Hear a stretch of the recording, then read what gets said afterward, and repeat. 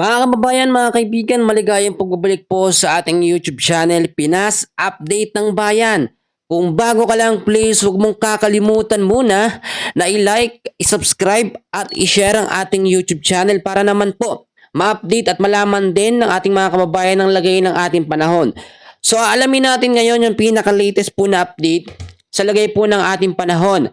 Nananatili pa rin po sa loob ng ating Philippine Area of Responsibility itong panibagong low pressure area. Sa ngayon ho, meron itong updated na lokasyon 155 kilometers west of Sinait, Ilocos Sur. So pag sinabi natin na medium chance, ito po possible o posibleng maging bagyo within the next or in 24 to 48 hours. So maging handa po tayo dahil kung makikita nyo medium chance sa mga susunod na mga oras, posible itong maging tropical depression. Pag sinabing tropical depression, mahina hong bagyo yun. So balikan natin yan.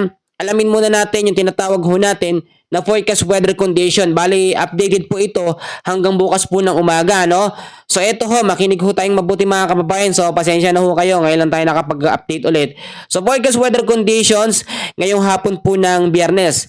Sa area ho ng Ilocos Region, kasama na rin ho dyan ang ilang bahagi ng Cordillera Administrative Region at Cagayan Valley. Take note, ang lagay ng panahon ay magiging maulap pa rin, no? Hanggang bukas po yan na merong scattered rains and thunderstorm. Ang ibig sabihin, kalat-kalat na pag-ulan na may kasamang pagkulog at pagkidlat dahil po yan sa low pressure area na nasa loob ng ating Philippine Area of Responsibility.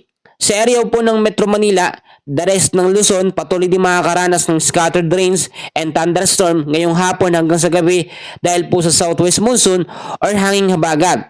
Ang area naman ng Visayas, kasama ng ilang bahagi ng Mindanao ay patuloy din po makakaranas ng mga isolated rain showers or thunderstorm ngayong hapon hanggang sa gabi. At kinabukasan naman, posible ding maging maulap ang lagay ng panahon dyan sa ilang bahagi ng Visayas at Mindanao dahil po sa mga localized thunderstorm. So balikan natin yung low pressure area. Etong low pressure area po na ating minomonitor ay posibleng maging banta ng panibagong bagyo.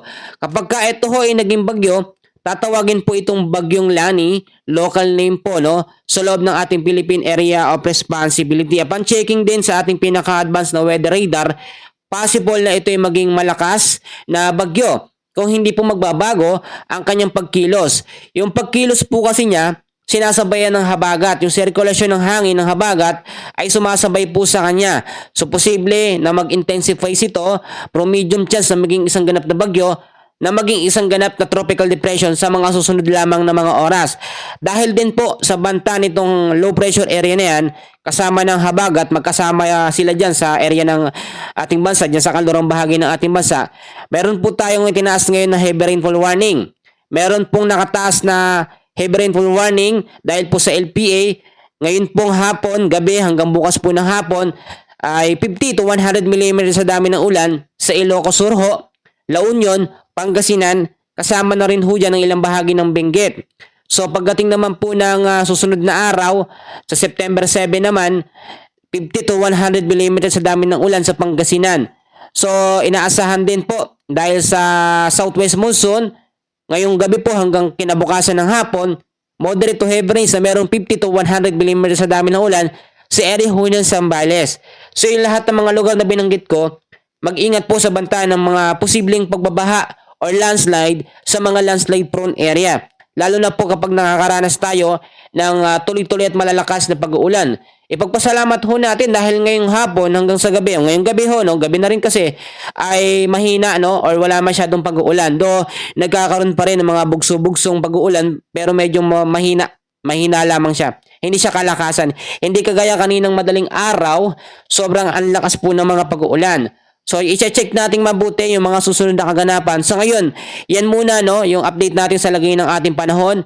And please, huwag kakalimutan, kabayan, kaibigan, na i-like at i-subscribe and i-share na rin ang ating update para naman tumaas ang ating engagement, mga kaibigan. Mahina na ang ating views, no, hindi na nakakarating sa mga kababayan natin, no, sa mga kababayan natin ang lagay ng update sa ating weather update. So, yan muna sa ngayon. Maraming salamat po.